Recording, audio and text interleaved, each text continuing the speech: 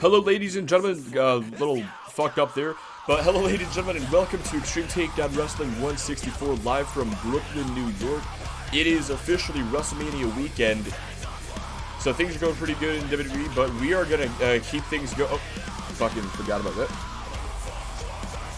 I'm just a little bit flustered, my bad. Forgot to get the webcam out. But we've got our own big old-fashioned WrestleMania weekend here in the UPW. We're going to have a lot of action here tonight. Starting things off, as a matter of fact, we got Cody Gray defending the World Hardcore Championship against Zack Stasiak in a hardcore match. Right after this, we got Jacob Fisher and Liam West taking on the British Empire in a steel cage match.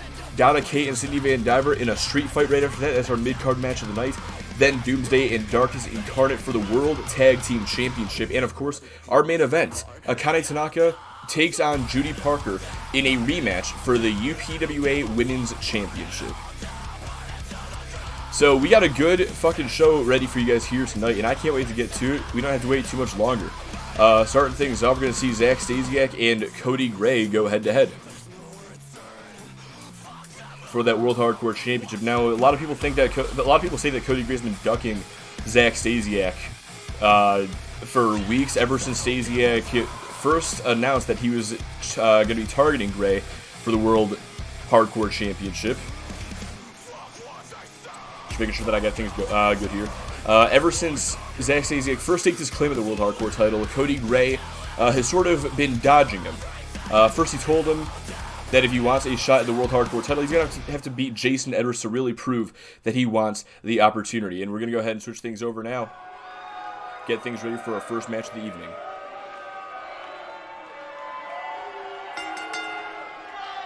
The following contest is an Extreme Rules Falls Count Anywhere match. And it's for the World Hardcore Championship. And as I was saying, first Zack Stasiak had to defeat Jason Edwards to earn his opportunity. Then he had to wait for Cody Gray to beat Christopher Wolf, which didn't happen. Making his way to the ring from Toronto, Ontario, Canada, weighing in at 205 pounds, the X-Factor, Zack Stasiak. Instead, Stasiak interfered during Cody Gray's match with Wolf and cost Gray the win. The next week, last week on XW, Cody Gray got his revenge when he cost Zack Stasiak an opportunity. Well, it cost Zack Stasiak a match against Christopher Wolf. But after everything, it is all led up to this match right here. Zack Stasiak and Cody Gray going to fight for the World Hardcore Championship. Except, hold on, I'm getting word now. Cody Gray. I'm getting word now that Cody Gray will not be defending the World Hardcore title tonight. No, instead, apparently there's a different Cody who's going to be facing him. Wait a minute! No fucking way! It's Cody Rhodes! Cody Rhodes is here in the UPWA! The rumors are false! Cody Rhodes has not signed with WWE. No, he is here in the UPWA, and he is here for the World Hardcore Championship.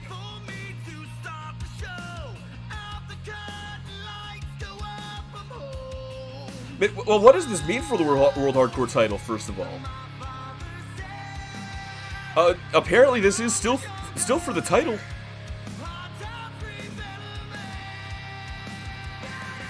Yeah, as you can see there, this match is still for the World Hardcore Championship. What happened to Cody Gray then?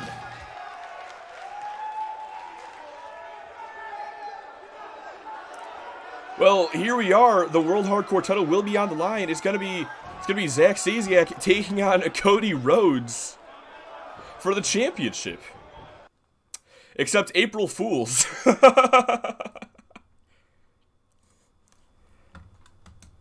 All right. For real this time. April Fools, motherfuckers.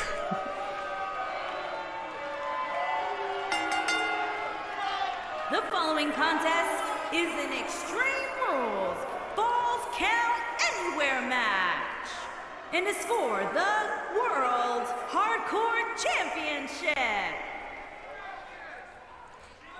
All right, we've already seen this one. No, don't y'all worry. We are still going to have Zack Stasiak challenging Cody Gray for the World Hardcore title. Cody Rhodes has not, in fact, signed with the UPWA. We don't want him anyway, because we already have two better Codys here across both XCW and MCW. We ain't got room for a third. We have three better Codys. Am I forgetting one?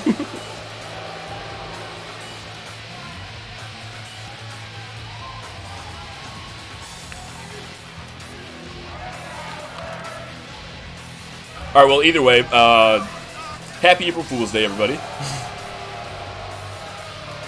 Now we're going to go ahead and get our actual first match underway. Zack Stasiak is going to be challenging Cody Gray for the World Hardcore Championship here in just a moment. Like I said, Cody Gray's been ducking Stasiak for weeks.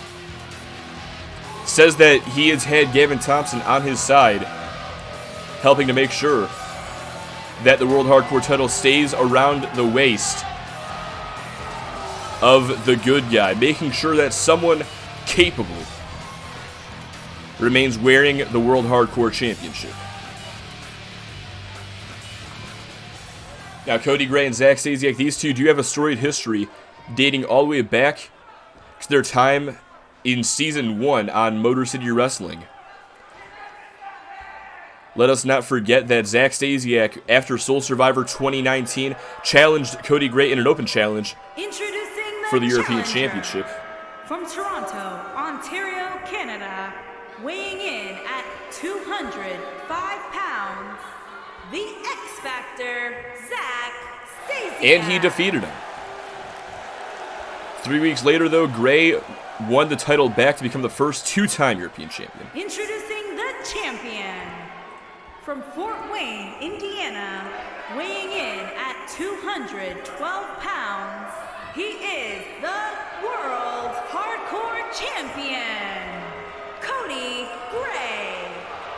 Now, Cody Gray and Zack Stasiak, these are two of the superstars with the most wins in all the UPWA. Cody Gray is currently 77 and 51 and 1 overall here in this company. Zack Stasiak, meanwhile, with a slightly better record of 76 wins, 49 losses, and 2 draws. And of course, Cody Gray has held the World Hardcore Championship ever since Apocalypse, when he defeated Jason Edwards for the title. This is going to be his first offense. Will it be his last, as he runs in hot with that missile drop, with that standing drop kick, taking down the X Factor early on. Now going to go after the arm, looking for a cross arm breaker, and now has the leg as well for to keep Stasiak even further immobilized. But Stasiak is going to find an escape and get back up to his feet. Gray again shuts him down, though, with that drop kick. As Zack Stasiak has talked a big game over the past couple of weeks, he has really been gunning for this World Hardcore Championship. He's done everything in his power to get this championship match, and has been making life as much of a living hell as possible for Cody Gray. As he goes for the cover here, only gets a 1. It is going to be quite the embarrassment for the X Factor, I think, if he does not walk out of here with that World Hardcore title around his waist. But so far, this match has been all Cody Gray for the most part. Stasiak again going to get back in control, throw Gray back inside the ring. And now over the top rope, Stasiak back in, looking for a right hand. Gray responds with one of his own. And hold on a second, center of the ring, looking for the Cody clutch. Has it fully applied, but Zack Stasiak going to find an escape with that elbow to the head. Now a couple of kicks there, but Cody Gray responds with a knee across the face, and now waiting for Zack Stasiak to get back up, stalking his prey. Could be looking for the finishing touch here as he lifts Stasiak up and drops him right on his head with that screwdriver. Gonna go for the cover now, hook of the outside leg. But no, Zack Stasiak gets the shoulder up and stays alive. Now Cody Gray looking for an elbow drop there. Showing off with his athleticism as he does a handstand before executing the move. But now Zack Stasiak, no, wait a second, Cody Gray again in control. Now looking for a fisherman suplex. Thought maybe a second into the bridge and go for the cover, but instead decides he's not going to waste his time with that. Instead, he's going to look to take Stasiak's head off with that spinning leg lariat. Now ties up the legs, and a figure 4 leg snap to the X Factor. Goes for the cover now. Hook of the outside leg, and Cody Gray wins.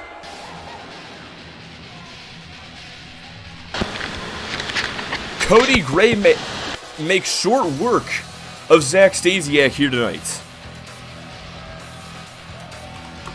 I'm not sure what it was. Zack Stasiak seemed off his game in this match. Just couldn't quite mount any sort of offense. Maybe it was the Cody Rhodes shock. Maybe it was the swerve.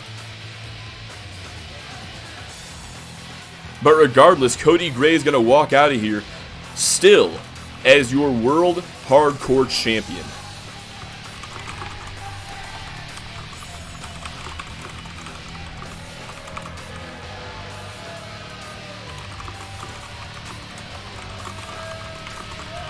Here is your winner, and still World Hardcore Champion, Cody Gray. Well, say what you want about the good guy, but the fact of the matter is Cody Gray, after facing off against one of the most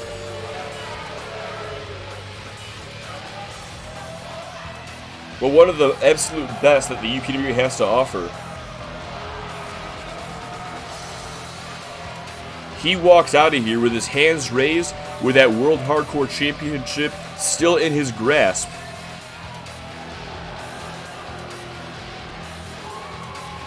And he does so in decisive fashion. But ladies and gentlemen, please stick around because we got more action still to come. Up next, tag team action when Jacob Fisher and Liam West face off against the tandem of Riley Anderson and Jay Haas, the British Empire, in a steel cage match. Why the fuck is the music not going? Here we go. Well, Brennan's pissed.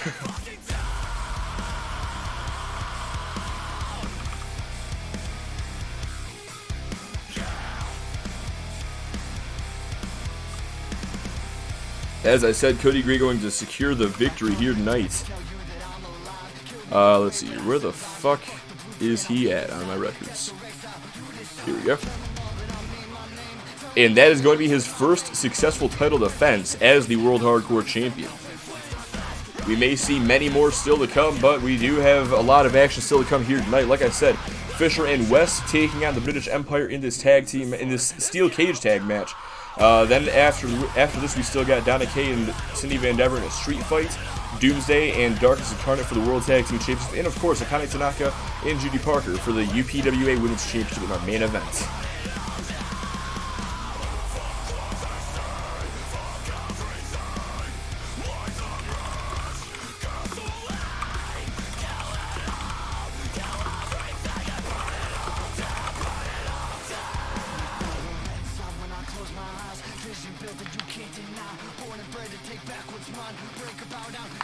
Hope you enjoyed that fucking swerve, by the way, Brendan. As well as anybody who may be watching the VOD. I just fucking thought about that like an hour ago.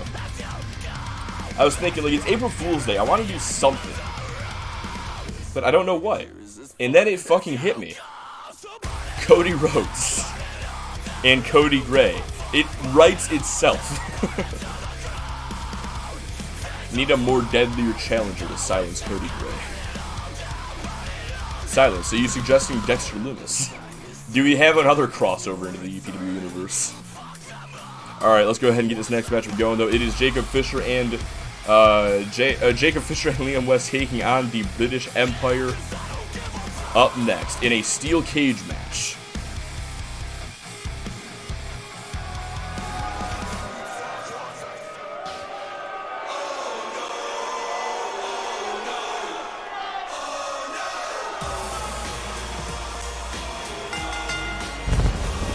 Introducing first, from Philadelphia, Pennsylvania, weighing in at 232 pounds, Jacob Fisher.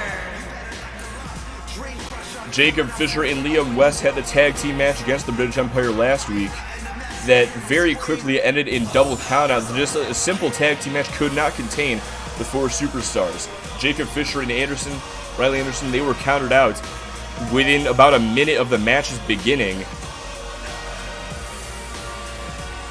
And very shortly afterwards, the brawl between all four men led them up the stage. Well, led them up the ramp to the stage, where the environment from Manchester, England, weighing in at 222 pounds, beautiful Liam West. Where the environment started getting destroyed. Liam West DDT'd Jay Haas onto that car over there. And Riley Anderson put himself and Jacob Fisher through the Minitron. All four men were laid out by the end of things last week. And after what happened last week, Gavin Thompson decided that a standard tag team match cannot contain these four individuals, so maybe a steel cage will.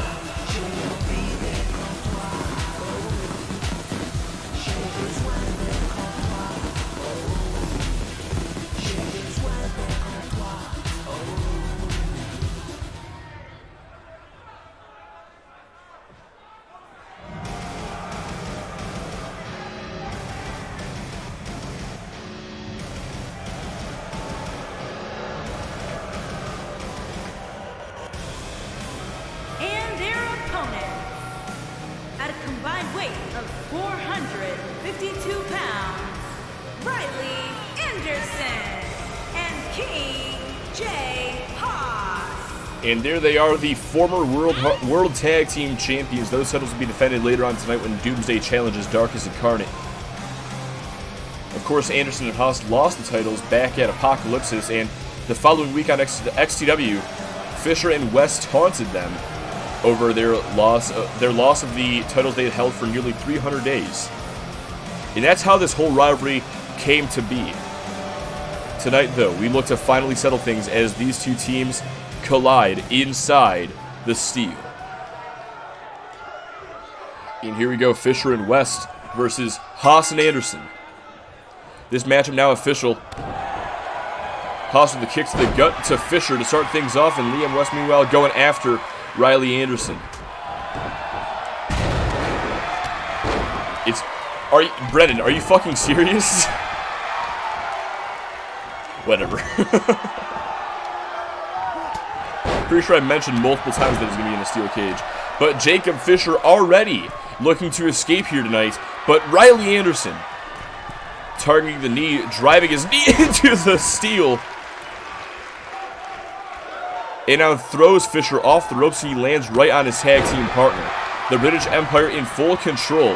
At this moment, Liam West kicking Haas's head off just about right there. And now Anderson powerbombs Fisher into the canvas, is coming unglued here. And here's the thing, Jacob Fisher, you saw a moment ago, he was trying to escape already. That's not, in my opinion, that's not the greatest strategy. Because once one superstar leaves the cage, both tag team partners have to leave for this match to end. So if one of you guys leaves, you're leaving your tag team partner to fight a handicap match. Instead, in my opinion, the best course of action is to incapacitate both of your opponents together, and then once you both think that it's time to go, that's when you go. Riley Anderson, though, he is softening up Fisher, hit him with that Thunderfire driver. Liam West, meanwhile, I think looking for the French kiss here.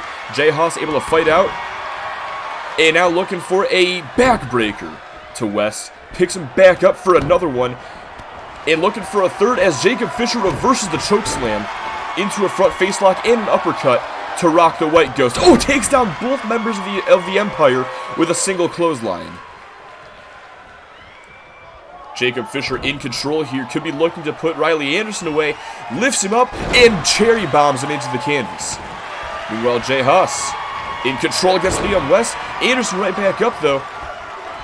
And, ooh, a quick punch to the forehead takes down Fisher. Jay Haas, meanwhile, trying to escape now.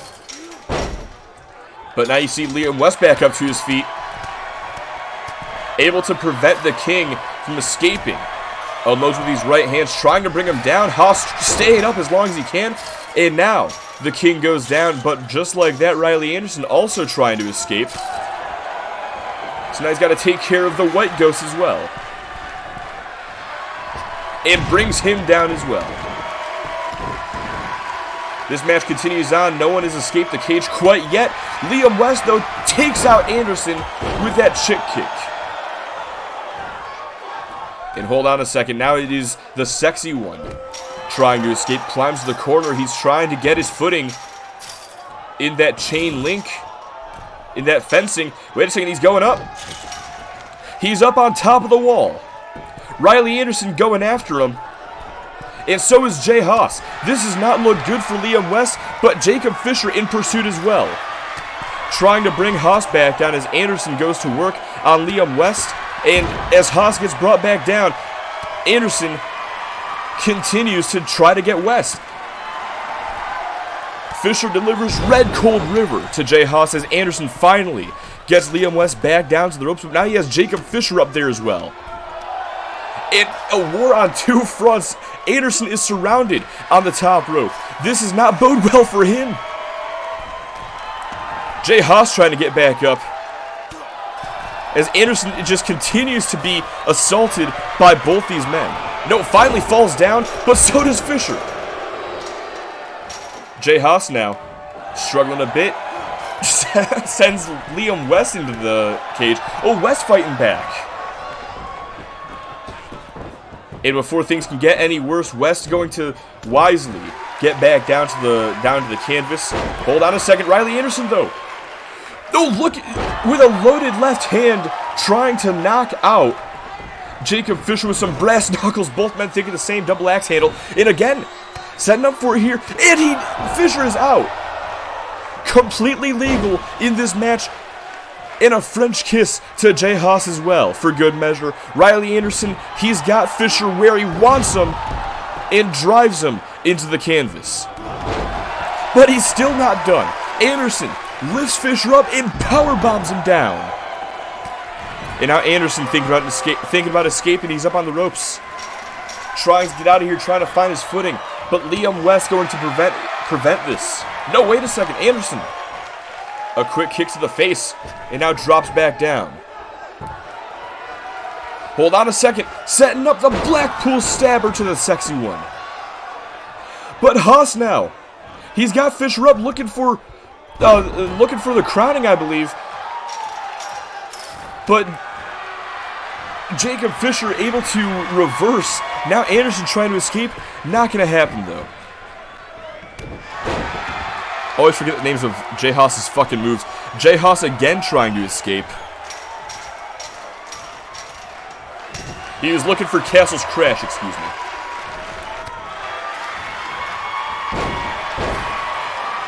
Riley Anderson hits Cliffs of Dover on Jacob Fisher. Jay Haas continues to try to escape up at the corner. But, gets brought down by West. And now Jacob Fisher hits Anderson with the cherry bomb. This could be it. The Empire is down. Liam West up on the wall. Jacob Fisher not too far behind him. If both these guys escape at the same time, Liam West is almost out.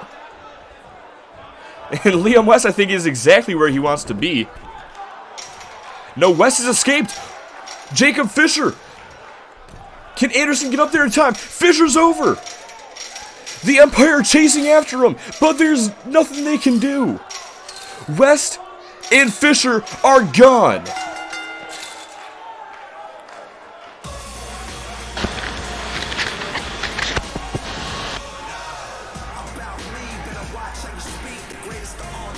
Well, out of all the handful of tag team steel cage matches we've had in UPWA history in the past 3.5 years of doing this, I have to say I think that was the best one.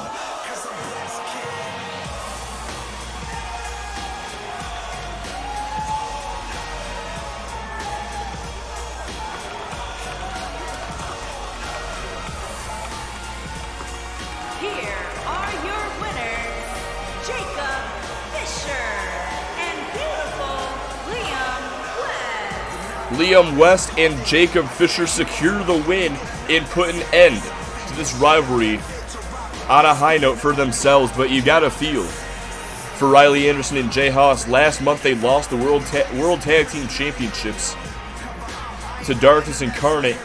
And now here tonight on XTW 164, they lose a decisive steel cage match to West and Fisher. But regardless, congratulations to the tandem standing tall inside the ring. But now we got to move on to our mid-card match of the night. We got Donna Kay and Cindy Van Diver facing off in a in a street fight. Up next, we already had one steel cage match. I think that's enough for one night.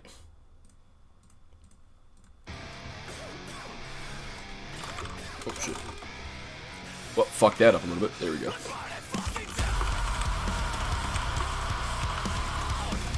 I'll go ahead and get bets sorted out in just a moment. Let me go ahead and finish updating the records real quick. There we go.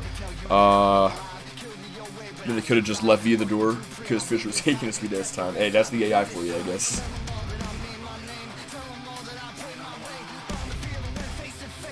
And now the bets. Jacob Fisher, Liam West going to get the win. Congratulations, Brendan. I'll pay you out 3 times for that one, actually, because that was a damn good match. I cannot lie.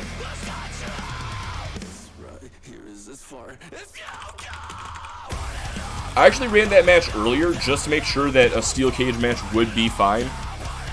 Like a tag team steel cage match. Because, like, in the past, they've kind of sucked in the UPWA. It usually just ends in, like, 2 minutes with one team, like, both of one team's members escaping within, like, a couple minutes. But this one was actually really back and forth. Like, I was kind of on the edge of my seat there. Could have gone either way the entire time.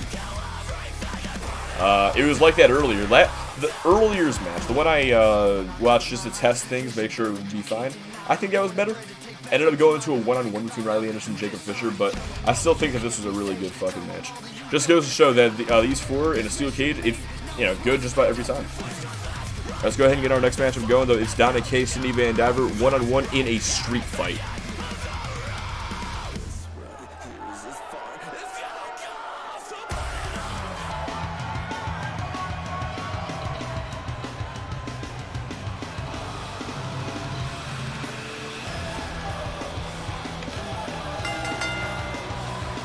Making her way to the ring from Chelsea, England, the rock star, Donna Kay.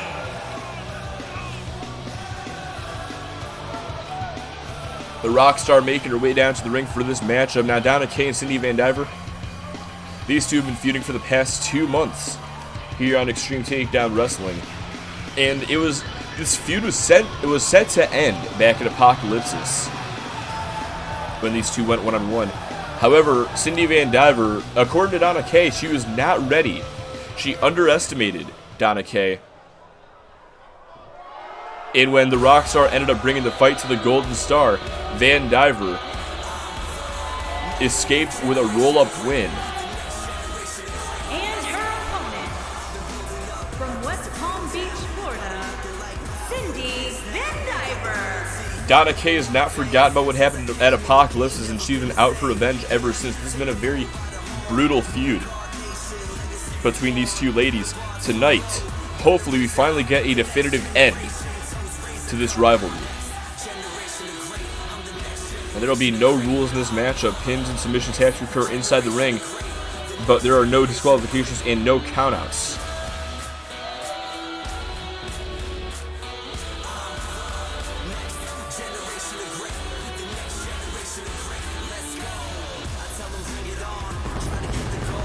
And I'm sure both of these ladies are very much fine with that stipulation. These two want to tear each other to shreds. And in this match, the referee can do nothing but let them. And now this matchup begins. Van Diver early on looking for a suplex, takes Donna Kay down. Kay right back up to her feet though, but takes a spine buster as well. Now a kick gets blocked though by Kay. Looking for, nope. Gonna send Van Diver off the ropes. Now off the rebound, a quick leapfrog. And a drop down. And looking for a pump kick. Van Diver able to get out of the way, though. Sidestepper. Now from behind, a dragon suplex. Cindy Van Diver looking to make up for her performance at Apocalypse, as she is not giving Donna Kay any opportunity for respite in this contest. Running PK across the chest, but Donna Kay, with the reversal of the arm drag, takes Van Diver down.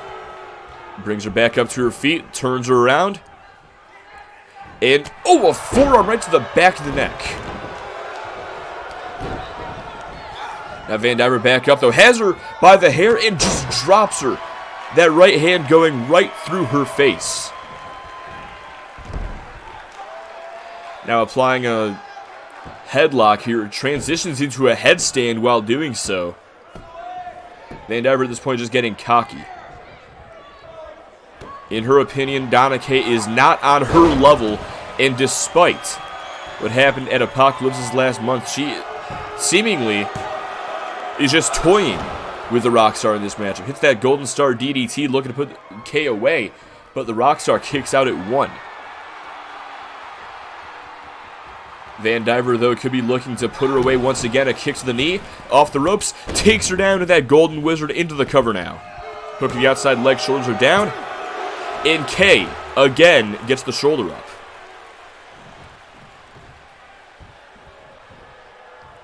Gonna have to do a bit more than that to keep the Rockstar down, but Van Diver, that's fine by her.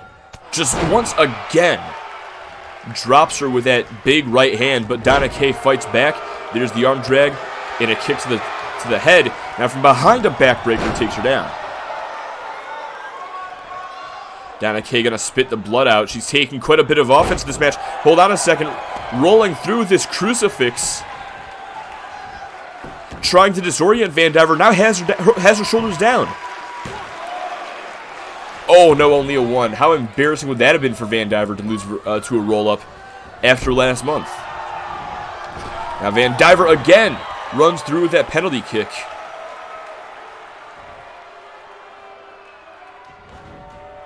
And could be looking for next mode of offense, but Donna Kay with a reversal sweeps the leg. Van Diver to the outside as Donna Kay taunts to the crowd, trying to get their energy. But Van Diver quick to shut Kay's offense down once more. Takes her down with that choke STO. Now just waiting for Donna Kay to get back up to her feet. Kay trying to stir. And hold on. No, Van Diver going to move back in. A quick club to the back and a couple of forearms here. But Donna Kay turns things back around, throws her into the corner, misses the drop kick. Again, looking for the forearm. Kay with a thrust kick to the midsection. And oh! Van Diver kicks to the knee. Golden Wizard. Into the cover. Hooks the leg. And that is it for Donna Kay. Cindy Van Diver closes this chapter of her career on a high note.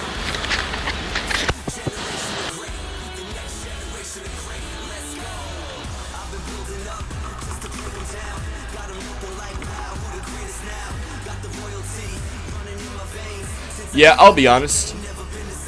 I think we were lucky to get one great performance out of Donna Kay last month. I really didn't think it was going to be replicated here tonight.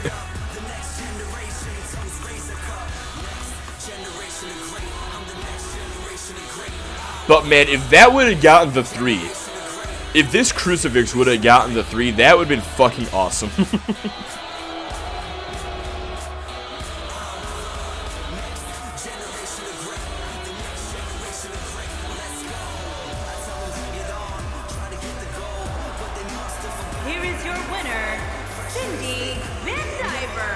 Cindy Van Diver continues to climb, or continues to improve her record here in the UPWA. She is now 6-1.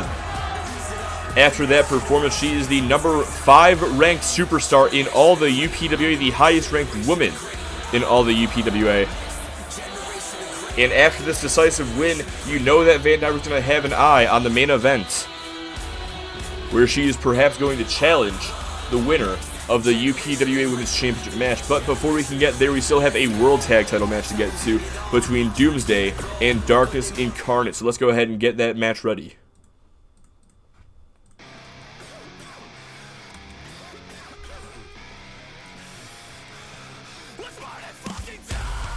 Yeah, that really would have been perfect, wouldn't it? Like, this rivalry could have gone on until Soul Survivor at that point, but honestly, I'm kind of glad it didn't.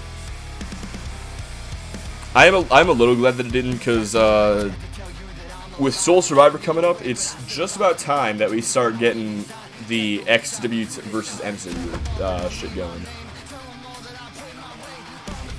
And while I've kind of started that going, the women's champion needs to focus on the U.S. women's champion. I'm trying not. The reason we're having so many title matches tonight is because I'm trying not to have any title matches leading into Soul Survivor. Besides the UPWA title match, of course. If they never get fucked, it'd be amazing. Yeah, I'm sure it would be, but I'm not sure if Twitch would like that very much. This ain't the Ruthless Aggression era. This ain't Edge and Lita.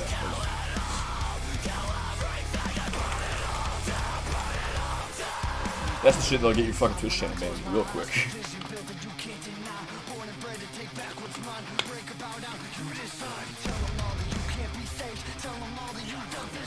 Kind of matches where the women's belt changes hands. So basically every women's title match.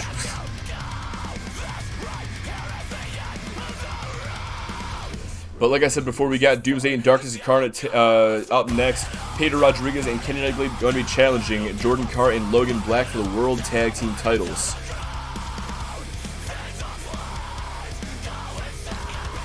There's been a very heated rivalry between Doomsday and Darkness Incarnate that's seen the likes of Aztexico and Blood Money from Motor City Wrestling getting involved as of late. According to Pedro Rodriguez, he has cut his ties. That's Aztexico once and for all. Johnny Nightblade, of course, will be facing Blood Money's Oxley for the UKW Championship next week at Titans Collide.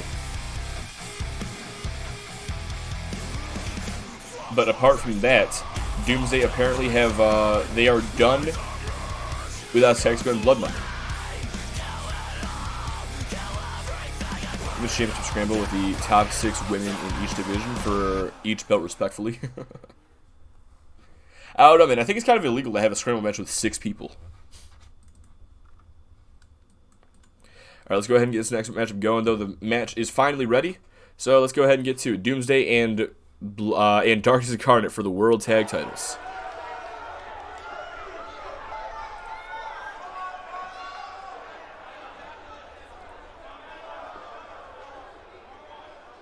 It's 5.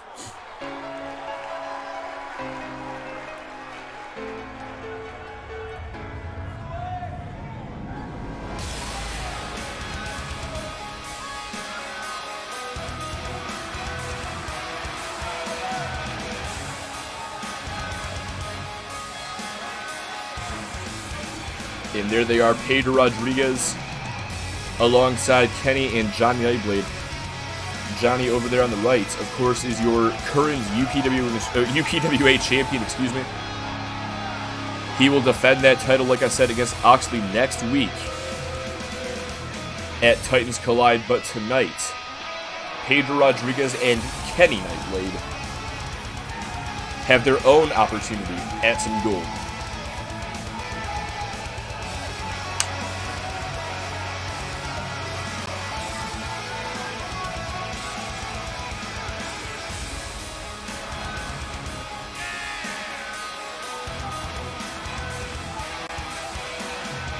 Now, the rivalry between Doomsday, and by extension Obliteration, and Darkness Incarnate is a long and storied one. The most recent chapter, besides the one we're currently living in, ended back at Wrestling Palace when Darkness Incarnate defeated Obliteration in a ground war. The juggernaut of Darkness Incarnate, Logan Black, was the biggest threat to Obliteration on that night. But here tonight, he makes up one half of the World Tag Team Champions. Now the question is, will Pedro Rodriguez and Kenny Nightblade be able to defeat the team of Logan Black and Jordan Carr?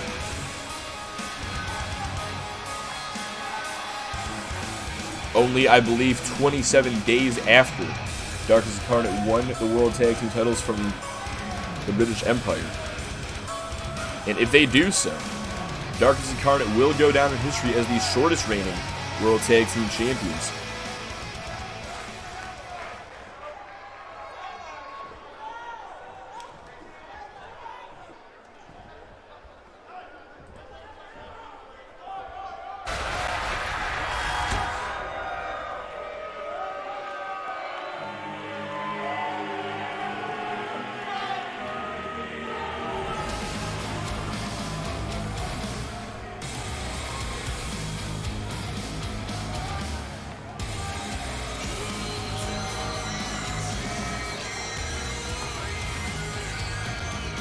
And there they are, led by Tommy Blaine, the World Tag Team Champions Jordan Carr and Logan Black. Now, ever since the incarnation of the World Tag Team titles 2 years ago at Apocalypse 2020, only 4 teams have held the gold. The first and inaugural champions were Oz Texico, who held the championship for 79 days until they lost the titles to the Campbell Club, who would go on to hold the World Tag Team Championship for 389 days, the longest reign of any championship in UPWA history.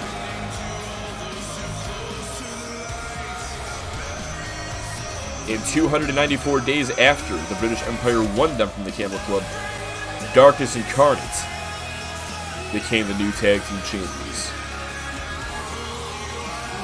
Here we are 27 days later. And already Darkness Incarnate are facing a huge threat in the form of the undefeated #1 contenders, Pedro Rodriguez and Kenny Nightblade of Doomsday.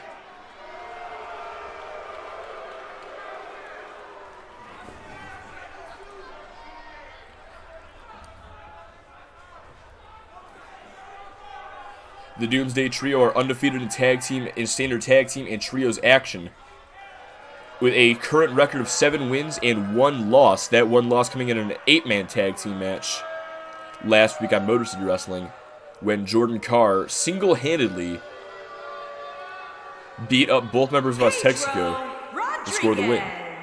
Kenny Nightblade on the way to the ring at a combined weight of 410 pounds, Pedro Rodriguez and Kenny Nightblade.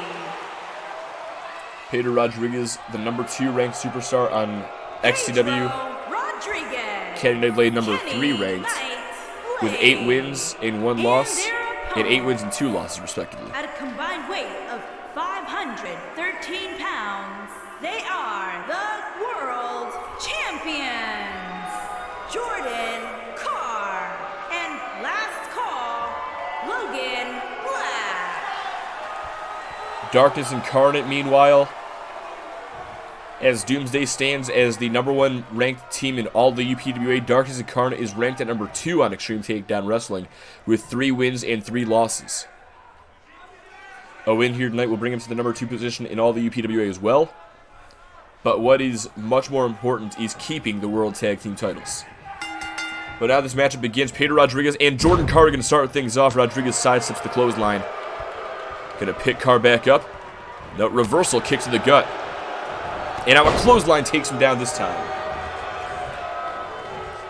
Jordan Carr is an absolute beast inside that ring and now just slams him into the canvas with that Dominator. Unloads these stomps into the chest as well. Jordan Carr coming unglued early on. Just being unleashed inside that ring. Pedro Rodriguez feeling the brunt of his aggression. But now Rodriguez fires back with a knee to the face and already looking to make that tag. May have gotten a little in over his head here. Now it is Kenny Nightblade. He's going to have to endure the offensive onslaught of Jordan Carr. Quickly shuts it down, though, with that neck breaker, and follows up with a spinning leg drop.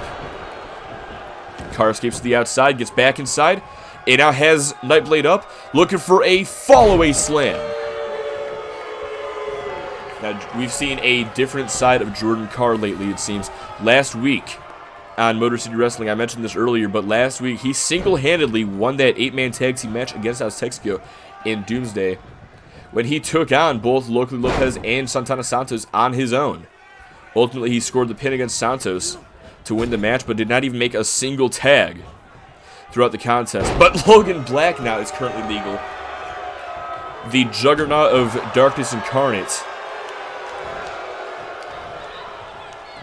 Now going to drag Nightblade back towards the middle of the ring and unload these kicks to the side of the head. Picks Nightblade back up, kicks to the gut, turns him around, and a neck breaker. Hold on a second, Nightblade desperately makes that tag back to Pedro Rodriguez, and here's a fight I want to see. Rodriguez with a big boot takes Black down. Basement dropkick as well, but he's right back up once again. Another dropkick. This time he stays down. And that's exactly what Rodriguez has to do. He has to overwhelm Logan Black with his quickness. If he wants any sort of chance in this match, you cannot. If you're Pedro Rodriguez, you cannot outpower Logan Black, but you can outrun him. And now takes him down to the RKO. That is why Pedro Rodriguez is so dangerous. You give him any opportunity, he is going to hit that RKO, and he's going to hit El Fiend as well shortly thereafter. Going to go for the cover now to score the win and win the World Tag Team titles, but Jordan Carr is right there, break things up. Meanwhile, Ken Nightblade takes out the referee as Jordan Carr gets knocked down to the floor. And with the referee down, Tommy Blaine going to slip a chair into the ring. But Pedro Rodriguez not going to give Logan Black any chance to use it. Has this Dragon Sleeper locked in, has his hooks in as well. Trying to force Black to tap. No, wait, reverses. And a stomp to the back to escape. Now looking for a snapmare, not going to happen. Rodriguez instead takes him down with a super kick. Bit of tandem offense there. Ken Nightblade with a cheap shot from the outside. And now picks him up, throws him into the corner, gets that back elbow. Now going to follow up here, but Rodriguez shoves him away. And another RKO. Going for the cover once more. But again, it is Jordan Carr who's right there to break things up. Now Rodriguez getting a little impatient here with Jordan Carr on the apron right there to break up his pins. And I think that bit of impatience may have cost him. But no, Pedro Rodriguez sweeps the leg, Black falls onto the chair, and makes the tag to Jordan Carr. And Carr again coming unglued, clothesline. Rodriguez falls onto the chair once more. Able to sidestep that clothesline though. Now picks him back up, throws him into the corner. Logan Black is down on the outside, step-up kick into the RKO. Going for the cover once again. This time on Jordan Carr, ref in position, but only a 1. Darkness Incarnate started off this match strong. But over the past few moments of this matchup, Doomsday have really turned things around ever since Pedro Rodriguez was tagged back into the contest. Those kicks to the leg, and now a clothesline sends him over the top rope and down to the floor below. Now Rodriguez, he is representing obliteration in this matchup. He's not forgotten about Wrestling Palace. But Carr gonna block that kick and shut him down with the clothesline. Picks him back up, looking to decapitate him with a lariat. Rodriguez, though, nope. The kick got caught into one of his own. Now Carr headbutts Rodriguez to bring him down. And now Carr picks him back up. Turns him around and again.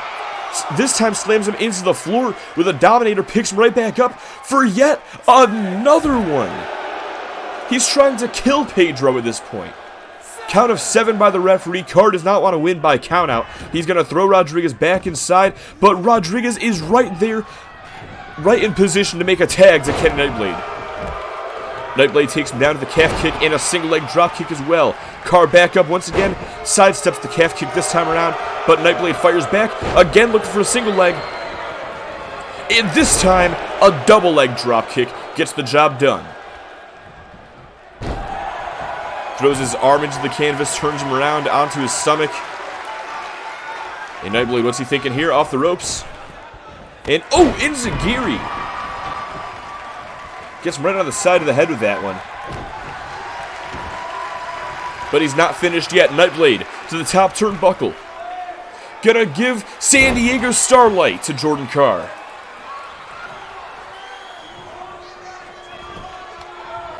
Now into the cover. He's got that leg hooked, but there's no one to defend the pin. And that's going to allow Logan Black to break things up. But hold on a second. Nightblade takes Black out with a sunset flip powerbomb. Brings him down to the floor. Gives the crowd a little taunt. Gonna pick Carr back up now. And bring him back down to that single leg dropkick. This is a big opportunity for Nightblade, though. He's got Black down on the outside. He's got Carr on his own inside. And gonna hit him with that cradle DDT. Still not finished, though, but Jordan Carr is going to rake the eyes, look for a clothesline. Nightblade, however, with a reversal. Drapes him across that middle rope with a drop toe hold and follows up with a knee drop across the face. Carr back up to his feet, not for long. Brought down to the turnbuckle off the clothesline, and Nightblade follows up with a pendulum dropkick. Now stomps to the back, and again, throwing his arm into the canvas. Picks him back up here. No. Turns his focus onto Logan Black. I'm not sure if this is the best idea here. Now he goes back for Carr, but Carr got just a moment to recover, looking to capitalize with the high-angle DDT, but now it is again Nightblade who's in control off the Northern Light suplex. Goes for the cover. Carr's within the ropes. Nightblade now driving his knee across the head.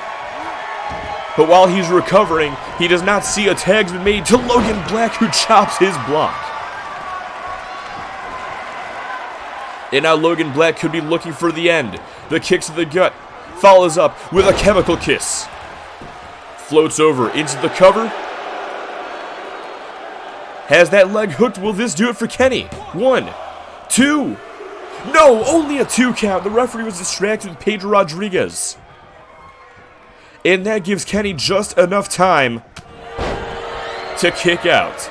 But Logan Black is not finished yet. The American Satan looking for it once again. Another chemical kiss. Floats over. Center of the ring. But Pedro Rodriguez breaks things up. There was no Jordan Carr. Oh my God, Logan Black just tackled the referee. And now Kenny Nightblade slips a chair into the ring. Or Johnny Nightblade slips a chair into the ring, excuse me. These two just going back and forth here. Throws him into the corner, misses. And now Nightblade Hurricane Rana takes him down. But Tommy Blaine getting into Nightblade's head, distracting him. Nightblade has to keep his focus, though he cannot take his eye off of Logan Black, or else this is going to happen. A Tiger Suplex launches him across the ring. And now Black back up, brings him back up, hits him with that painkiller, drags him back towards the middle of the ring, hooks the outside leg to retain the World Tag Team Championship, and Darkness Incarnate have done it.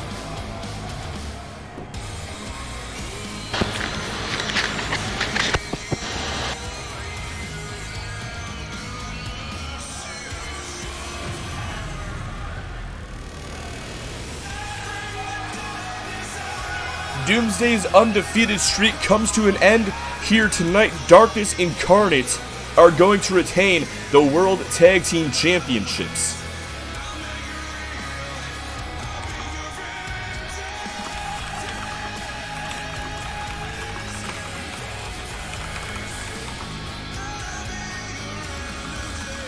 Here are your winners, and still the World Tag Team Jordan Carr and last call Logan Black. Darkness Incarnate. I have to say, I for one didn't think they were going to be able to walk out of here with those World Tag titles. still around their waists. But in the end, they have proven the doubters wrong. Darkness Incarnate survived their first World Tag Team title defense. It wasn't an easy fight, but they got it done. They're the ones standing tall. But now it is time for our next and final match of Extreme Takedown Wrestling 164. Coming up next, we have our main event of the evening. But of course, don't forget that later on at 11 p.m. Eastern Standard Time, we still have Motor City Wrestling, which will take place, like I said, at 11 p.m. Got a stacked show ready for you guys later on. That'll be taking place after the WWE Hall of Fame ceremony, which honestly I think apparently the Hall of Fame ceremony lasts an hour. In the past, that's how it is at least. Hopefully tonight's is as well, because I really want to see Undertaker get inducted. So, assuming that's an hour long, we're gonna go ahead and go live. If it runs a little over, basically, is what I'm saying. We're gonna go live after it ends. But if it's like an hour and a half long or something like that, then we are gonna go live at 11.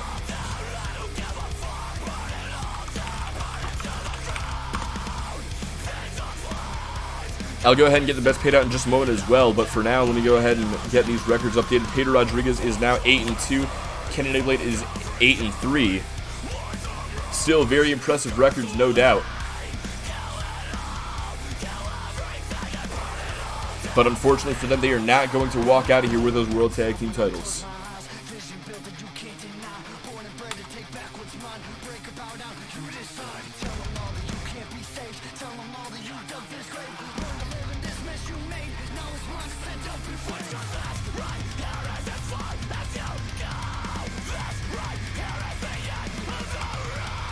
That honestly makes me a little sad, though, that Doomsday didn't win, because I've been waiting for these guys to win at either tag titles for like 3 years now. They still have not yet held them.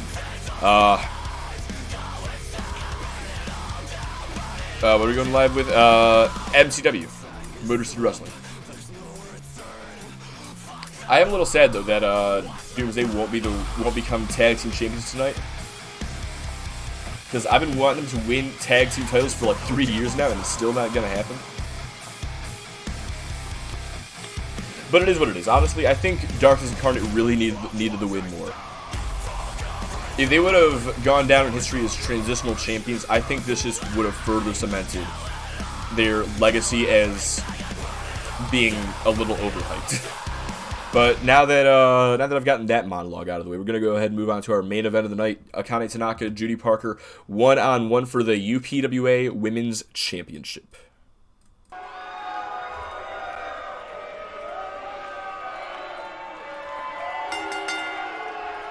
The following contest is scheduled for one fall and is for the Pro Wrestling Alliance Championship.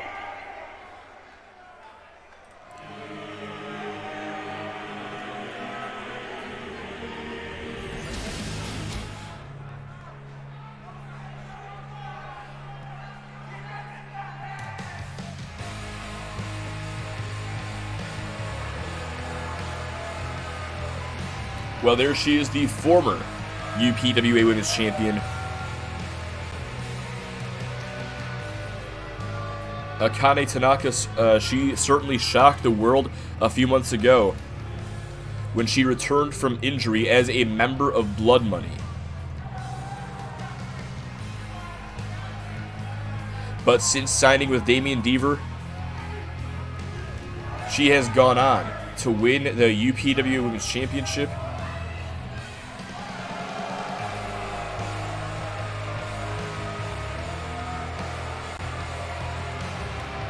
I can go ahead and look back real quick, find exactly a certain detail. Yeah, she won it back at Proving Ground against Mandy, thanks to Blood Money's guidance. But since then, she has lost the championship at Apocalypsis to Judy Parker. Here we are, though, about a month later. And Akane Tanaka, she has earned a rematch for the championship tonight, she gets her rematch. But will we see Tanaka tonight become part of an exclusive class of wrestlers who have held that UPWA Women's Championship twice? Judy Parker is already one of only a couple of superstars who've held the championship 3 times.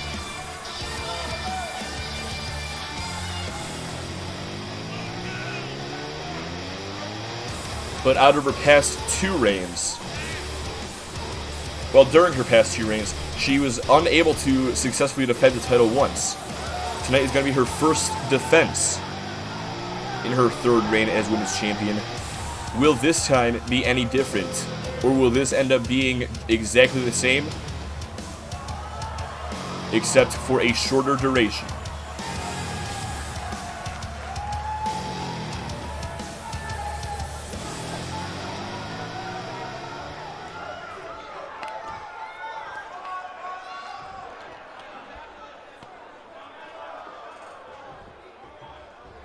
And there it is, that's what it's all about. There have been 19 UPWA Women's Champions in history. Tanaka wants to become the 20th. Challenger from Kyoto, Japan, Akane Tanaka.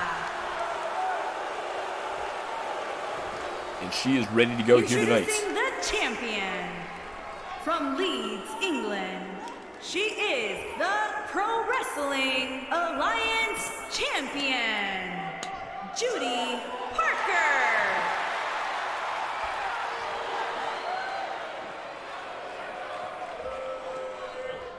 Judy Parker, without a doubt, is one of the most devastating forces on XTW's women's division. However, as a champion, she has proven to be the opposite so far. Like I said, this is her first reign, her first defense under her 3rd reign. Will this be her first successful defense out of any of her reigns? She's looking to make sure that is so, as she decapitates Tanaka with a clothesline. Drops the elbow across the knee as well, and now unloads with these right hands into the knee. Gotta notice as well that only Damian Deaver is at ringside for Tanaka here tonight, as she takes Parker down with a calf kick. Like I was saying, fucking lost my train of thought there for a second, but like I was saying, Damian Deaver is the only member of Blood Money out here for Tanaka here tonight. Last month at Apocalypsis, Tanaka had all of Blood Money in her corner. Is this going to be any different for her? Is this going to demoralize Tanaka in any way compared to her morale at Apocalypsis by only having one of her faction mates at ringside? Or perhaps by getting rid of the distractions of Brian Brutus and Oxley, is this going to be what gets Tanaka that win? We'd love to see as this matchup continues on, but for now, Judy Parker going to throw Tanaka into the corner, going full steam into that turnbuckle. Tanaka able to sidestep her. Now throws Parker into the corner, gets the double knees to the back. Now going to drag Parker back towards the middle of the ring. Setting her up here, has the arm. Now rolls her over looking for a Tequila Sunrise. A very unique and painful submission move applied here on Parker, trying to get her arm free, trying to get her legs free, able to boot Tanaka in the face to escape the hold. But Tanaka maintains control, brings her down to a knee, and now follows up with a shoulder breaker. Still not done, a Fujiwara armbar employed. Trying to break Parker's shoulder with this hold, finally lets go. But she's not done yet. Again goes after that arm, so she can hit that diamond kickaxe. Now setting up here, could put Parker away here off the ropes. Delivers the curb stomp. Into the cover, hooks the leg to win back the UPW Women's Championship, only a 2 count. This matchup continues on for Judy Parker, but for how much longer? If she cannot mount an offense against her challenger, now finally starts to do so with the arm drag. Oh, Tanaka trying to goad her in, and it looks like it may have worked. Rocks her with a roundhouse, now throws her over the top rope and drops her down to the floor with a hard right hand. Gonna go out there with her. This match spills out to the ringside area. Quick stomp. The leg gonna pick Parker back up now. And no, there's the reversal. Parker with an arm drag, but Tanaka with a snapmare and a kick to the back as well. Picks her up. And again rings the arm. He may be looking for another diamond kick axe. And brings her down to a knee. But Parker, these punches to the midsection, able to create some separation and break up the hold. Now launches Tanaka back inside. And slams her chest first into the apron. Referee to count of 7. Parker going to get back inside, but Damien Deaver now distracting the champion. Needs to pay attention to the challenger from behind a half and half suplex. In her left arm once again being targeted as he gets caught up against the ropes. Tanaka once more delivers that diamond kick axe. Is that going to do it for the champion here tonight to win back the title in only a 2 count?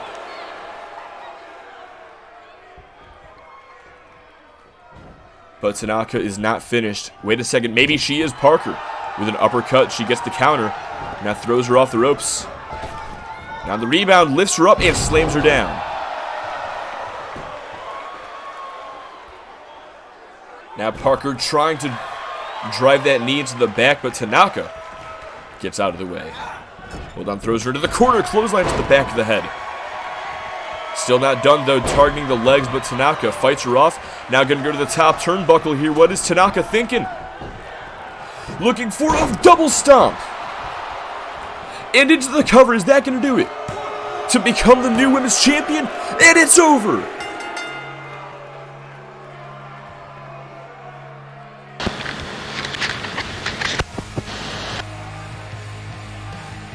Akane Tanaka had one goal in mind here tonight, and that was to reclaim the UPWA Women's Championship. She did not allow Judy Parker to get any sort of offense the same way that she did at Apocalypsis. Tonight was all business.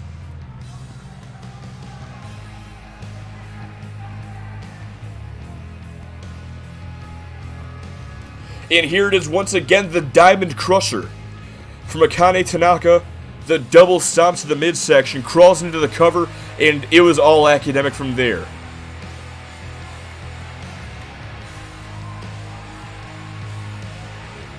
Here is your winner and new Pro Wrestling Alliance champion, Akane Tanaka. And just like that, Akane Tanaka has officially reclaimed the UPWA Women's Championship to become a 2-time champion. Now, stick around later on, because at 11 p.m. we are going to go live with Motor City Wrestling, but for now, I'm going to go ahead and get out of here, because I got a Hall of Fame ceremony to fucking watch. Hope to see you guys in an hour, but until then, this was Extreme Takedown Wrestling 164 live from Brooklyn, New York. And this has been your boy Doug the Dog 6. I'm signing off. If I don't catch you later, then have a good night and have a happy Friday. Have a happy Saturday, I should say, because that is the day tomorrow. But I hope to see you guys at 11 p.m. Eastern Standard Time for Motor City Wrestling. Till then, I will catch you guys later.